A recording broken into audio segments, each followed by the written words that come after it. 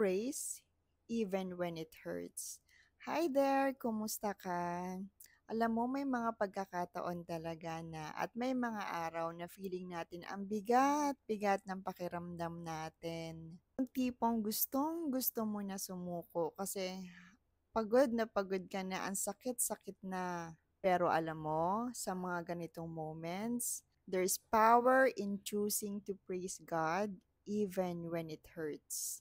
Sabi nga dun sa Habakuk 3:17-18, maganda yung Tagalog version niya, ramdam na ramdam talaga.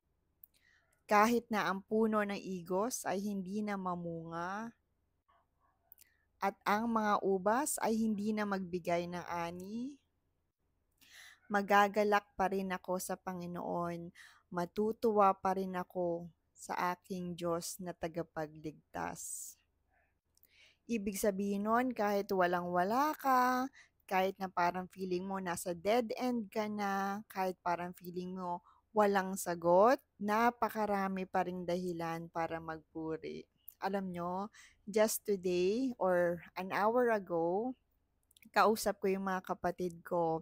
We were talking about breakthroughs, opportunities, and then may mga questions sila. Bakit ganito? Bakit ganyan? Although, si God, sa mga pagkakataon na ito, binibigyan na sila ng opportunities. And, syempre, hindi pa nila pwedeng maklaim yon kasi wala pa yung confirmation. Yung iba naman na-reject sila.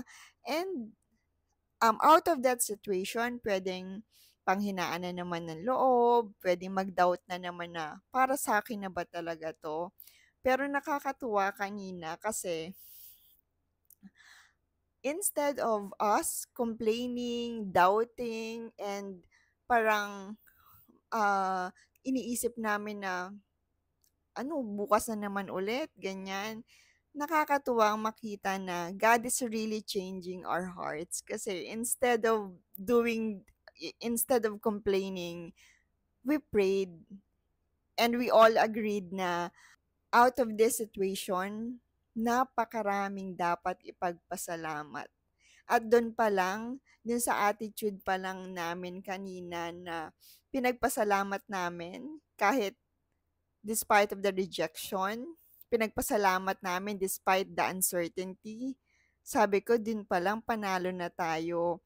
Ibig sabihin nun, nag-grow na talaga tayo. Ibig sabihin nun, natututo na talaga tayong maging mapagpasalamat, ayon man o hindi, sa kalooban natin. Pero masakit siya, pero that's God's amazing power eh. He will give you the peace that surpasses all understanding. Praising God in pain doesn't mean that you're denying that you're hurt.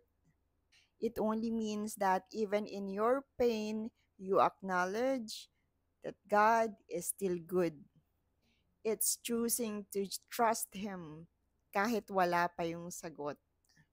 At alam kong napakahirap niya, pero sa bawat hindi magandang sitwasyon, dun tayo mas napapalapit kay Lord at dun pa lang panalong-panalo na tayo. It reminds us that our hope is not in our situation, but it is in His unfailing love. Kaya kahit na ang hirap ng pinagdadaanan mo, lift up your praise. Ask God, God, what do you want me to learn from this situation? Ano yung gusto mong matutunan ko? And thank God kung ano pa man yun. May it be a yes or a no. May it be an open door or closed door.